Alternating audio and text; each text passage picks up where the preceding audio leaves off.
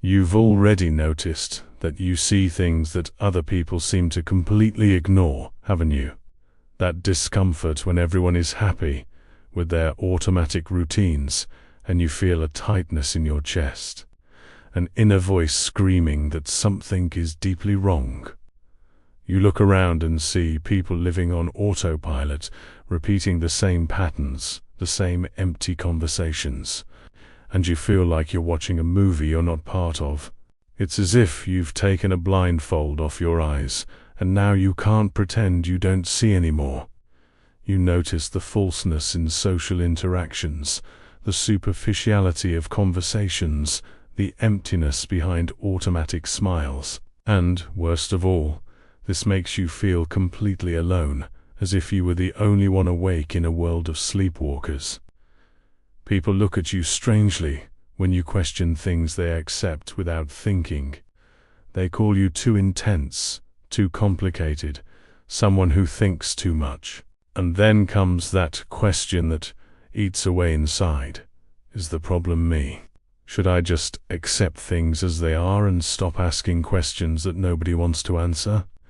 But you can't. You simply can't close your eyes again. And this lucidity, this ability to see beyond appearances, it paralyzes you and sets you free at the same time. Let me tell you something that will completely change how you see this characteristic of yours. This is not a curse, it's not a defect, it's not you being difficult. This is existential consciousness. And a French philosopher named Jean-Paul Sartre dedicated his entire life to understanding exactly what you feel. He showed that this lucidity, this inability to live on automatic, is actually the first step toward an authentic life. In this video, you'll discover why you see what others don't see, what to do with this perception that haunts you, and how to transform this weight into radical freedom. In a Paris suffocated by Nazi occupation, while German soldiers patrolled the streets and curfew silenced the city, a short man with crossed eyes and a restless mind wrote in a dark cafe about the only thing no one could take from him: his freedom. Jean-Paul Sartre wasn't just another French intellectual writing abstract theories while the world crumbled around him.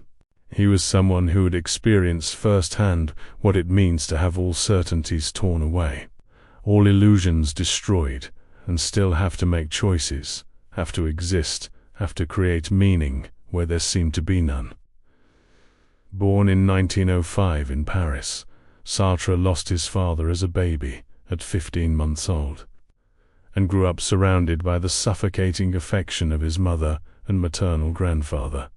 Charles Schweitzer, an imposing intellectual who filled the house with books and expectations. From a young age, Sartre was different, not just physically, with his strabismus that made people look away, but mainly in the way he thought. While other children played, he took refuge in books, creating entire worlds in his imagination, already feeling that strange sensation of not completely belonging anywhere. He studied at the prestigious École Normale Supérieure, where he met some of the brightest thinkers of his generation.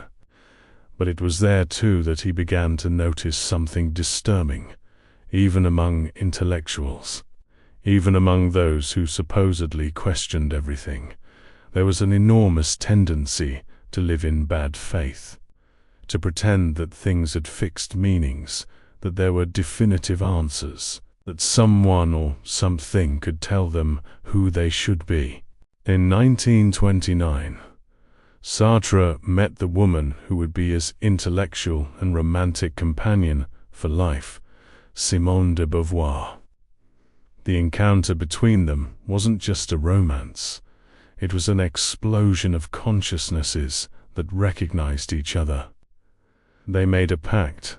They would have a relationship based on absolute freedom, without lies, without possessiveness, without the bourgeois conventions that imprisoned people in predefined roles. They could have other relationships, but transparency between them would be total. For the time, this was scandalous. For Sartre and Beauvoir, it was the only way to live with authenticity, to not fall into the trap of transforming the other into an object, to not destroy freedom in the name of love. And it's here that Sartre's life begins to intertwine with his philosophy in a way impossible to separate. The 1930s were crucial for Sartre. He went to Berlin to study phenomenology with Edmund Husserl and Martin Heidegger, and returned to France completely transformed. He had found a philosophical method he could use to investigate human existence without resorting to empty metaphysical abstractions. He wanted to talk about the concrete, about lived experience, about what it means to be here, now, having to exist without an instruction manual. In 1938, he published his first novel, Nausea, a work that shocked the literary world. The protagonist, Antoine Roquentin, is a man who begins to experience a physical sensation of repulsion before the brute existence of things. He realizes that objects, people, himself, all of this simply exists without reason, without justification, without intrinsic purpose. It's pure contingency. It didn't have to be this way. It could be any other way, or it could simply not be. And this perception causes in him an existential nausea, a profound discomfort. When you read Nausea, you're not just reading philosophy disguised as literature. You're experiencing what Sartre means by consciousness of contingency. That feeling you sometimes have when you look around and everything seems strange, artificial, absurd. When you realize that none of this had to exist, that everything could be different, that there's no grand plan sustaining reality. It's terrifying and liberating at the same time. Then came World War II, and Sartre was drafted into the French army. In 1940, he was captured by the Germans and spent 9 months in a prisoner camp. This experience was fundamental for the development of his thought. In the camp, surrounded by other prisoners living in extreme conditions, Sartre realized something crucial. Even there, even stripped of almost everything, human beings still had to make choices, still had to give shape to their existence. There was no escaping freedom. You could choose to collaborate, resist, give up, maintain dignity or lose it, but choice was inevitable. And this choice was always your responsibility. No one could make it for you. When Sartre managed to be released in 1941, using a false medical certificate, he returned to occupied Paris as a man with a mission. He joined the French resistance, participated in clandestine groups, used his writing as a weapon. And it was there, in that context of oppression and struggle, that he wrote his most important philosophical work, Being and Nothingness. Published in 1943, it's a brick of more than 700 pages, dense, complex, but that can be summarized in one revolutionary idea: existence precedes essence. What does this mean? It means you're not born with a predefined human nature, with an essence that determines who you are. First, you exist, you're thrown into the world, and only later, through your choices and actions, do you create your essence. You're nothing beyond what you make of yourself. There's no true self hidden somewhere waiting to be discovered. You're constantly creating yourself, inventing yourself, through each choice you make. Before continuing, I want to pause here and speak directly to you. How many times have you caught yourself pretending to be someone you're not, and then realized you don't even know who you really are anymore? That moment when you're alone at night and ask yourself, who am I when no one is looking? When I take off all the masks, what remains? I know this is scary, because it seems like you're lost, that you should be certain about who you are, that everyone around you seems so sure of themselves. But I want you to know something. This feeling of emptiness, of not having a fixed identity, doesn't mean you're broken. It means you're free. Free to create yourself, free to choose who you want to be at each moment. And I'm sure it's not just you who feels this. Go to the comments now and write this: I don't know who I am without my masks. It may seem scary to admit this, but when you put it into words, something changes. And you know what happens? Another person watching this video, feeling completely lost, will read your comment and realize they're not alone in this search. Your comment might be exactly what someone needs to hear today. So go ahead, without fear, without shame. We're here together in this discovery. Sartre coined a term to describe the way people flee from this frightening freedom: bad faith. To live in bad faith is to pretend to yourself that you're not free, that your choices are determined by external forces, that you have no responsibility over who you are. It's the waiter who completely identifies with his role as a waiter, who acts exaggeratedly, mechanically, as if being a waiter were all he is, as if he had no choice. It's the person who says, "I'm just like this," as if their personality were fixed, immutable, determined by genetics or upbringing. It's whoever lives following scripts written by others, out of fear of assuming the terrifying responsibility of writing their own.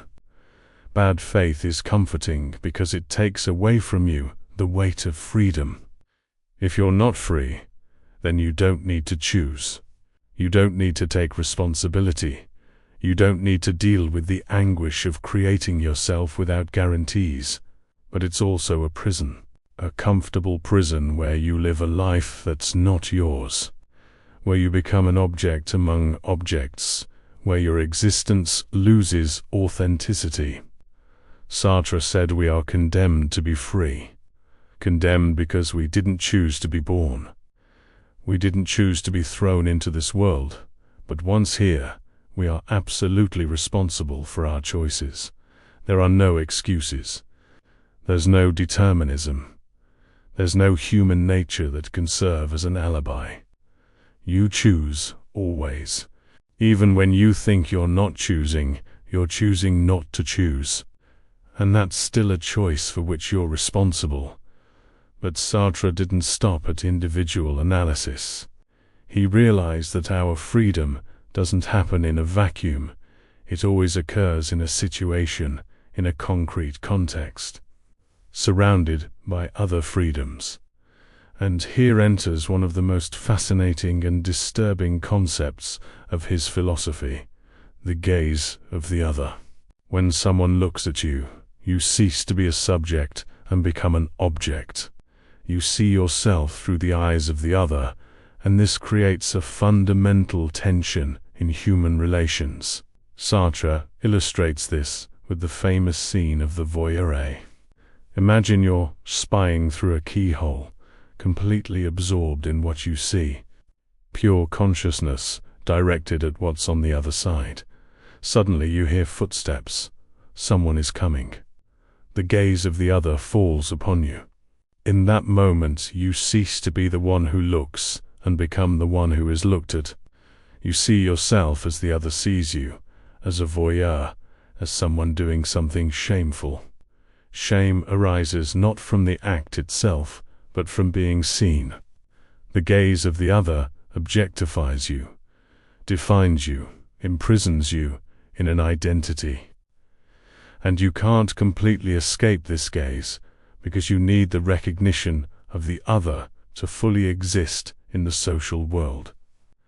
It's a conflict without definitive resolution. You want to be free, but you also want to be recognized. You want to be a subject, but the gaze of the other transforms you into an object. And vice versa. When you look at the other, you objectify them. It's an infinite dance of consciousnesses trying to affirm their freedom while threatening the freedom of others. That's why Sartre wrote that famous and frequently misunderstood phrase, "Hell is other people." It doesn't mean that people are evil or annoying. It means that the other is the one who has the power to see me as an object, to define me, to steal my freedom to be pure subjectivity. The conflict is structural, inherent to human relations. And if you're beginning to question how you live your relationships and the freedom you carry, leave your like on this video so that more people can discover Sartre's thought. Subscribe to the channel so you don't miss the next videos about the philosophers who changed our way of seeing the world. During and after the war, Sartre became a central public figure in French intellectual life. He founded the magazine Les Temps Modernes with Beauvoir, Maurice Merleau-Ponty, and others, creating a space for political and philosophical debate. Sartre was convinced that the intellectual couldn't remain neutral, that it was necessary to engage, take a position, act in the world. He approached Marxism, trying to reconcile existentialism with the materialist analysis of history. He wrote plays like No Exit and Dirty Hands, where he explored moral and political dilemmas in a dramatic and accessible way. On stage, philosophical ideas gained flesh, became concrete conflicts between characters who needed to choose in limit situations. Sartre believed that literature and theatre were forms of engagement as important as direct political action. Through stories he could show people the structure of human existence, could reveal bad faith, could provoke reflection on freedom and responsibility. He didn't just want to describe the world, he wanted to transform it. And to transform the world, it was first necessary to transform people's consciousness, show them that they are free, that they don't need to accept oppression, exploitation, injustices, as if they were inevitable or natural. In the 1950s and 1960s, Sartre became deeply involved in the political struggles of his time. He supported colonial liberation movements, especially in Algeria, facing death threats for his position against the French colonial war. He denounced the crimes of colonialism, stating that the violence of the oppressor creates the violence of the oppressed, that decolonization couldn't be a peaceful process because colonialism was itself an act of violence. This earned him many enemies. His house was bombed twice, but Sartre didn't back down. For him, remaining silent in the face of injustice was complicity, was living in bad faith, was denying his own freedom by not assuming the responsibility to act. He traveled through Cuba, the Soviet Union, China, seeking to understand the socialist experiments, always with a critical but engaged eye. He defended the Cuban Revolution, criticized Stalinism, broke with old friends over political disagreements. His break with Albert Camus in 1952 was particularly painful. Camus, another great thinker of the absurd and freedom, disagreed with Sartre's position on revolutionary violence. For Camus, no cause justified murder. For Sartre, in certain historical situations, violence was a necessary response to the violence of the system. The debate between them exposed the tensions within existentialism about how to deal with concrete politics, with the difficult choices that history imposes. In 1964, something extraordinary happened. Sartre was chosen to receive the Nobel Prize for Literature, and he refused. He was the first writer to voluntarily refuse the Nobel. Why? Because for Sartre, accepting the prize would be to allow himself to be institutionalized, would be to allow his public image to be co-opted by the bourgeois institutions he criticized. He didn't want to be transformed into a monument, into a respectable and harmless figure. He wanted to maintain his freedom to speak, to criticize, to disturb. The refusal of the Nobel was an act of radical authenticity. Sartre could have accepted the money, the prestige, the worldwide recognition. But this would have a price, the loss of his independence, the transformation of his critical voice into an official, palatable, domesticated voice. He chose freedom. He chose to continue being who he was, an engaged, disturbing, free intellectual. And in this, he was coherent with his own philosophy. Existence precedes essence. You are what you do, not what they say you are, not the titles they give you, not external recognition, but your concrete choices, your actions, your commitment to authenticity. But Sartre wasn't perfect, far from it. His life was full of contradictions. He preached radical freedom, but sometimes was blind to the real limitations that social structures impose. He spoke about authenticity, but had periods of uncritical support for authoritarian regimes in the name of anti-imperialism. He defended transparency in relationships, but many of his lovers suffered with the arrangement he had with Beauvoir. His political positions changed throughout his life, sometimes abruptly. He was accused of romanticizing revolutionary violence, of being lenient with crimes committed in the name of socialism. And these criticisms are not unjust. Sartre was a man of his time, with the limitations of his perspective. But what makes him fascinating is exactly this. He lived his philosophy with all the mistakes and successes that implies. He didn't stay in the ivory tower producing abstract theories. He got dirty, got involved, committed himself, made mistakes, changed his mind, kept searching. And this is deeply Sartrean. You're not a fixed essence. You change. You make mistakes. You create and recreate yourself through your choices. And you have to assume responsibility for all of them, including the mistakes. In his last years, Sartre was almost blind, but continued working. He dictated his texts to secretaries, continued giving interviews, continued engaging in political causes. Until the end, he was faithful to the idea that the intellectual must engage, must use their thinking to transform the world.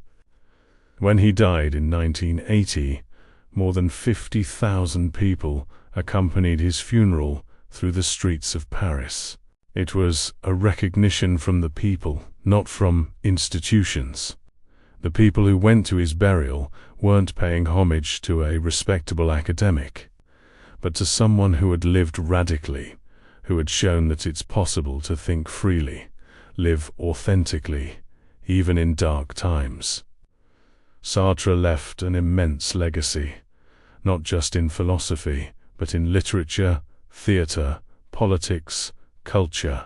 He showed that philosophy doesn't need to be something distant from life, but can be a tool to understand our concrete existence, our real dilemmas, our daily choices. He brought philosophy to the streets, to the cafes, to the theater, to lived life. Today, decades after his death, Sartre's thought continues to be profoundly relevant. We live in an age of growing automation, of algorithms that try to predict and shape our behavior, of enormous social pressures to conform to predefined roles.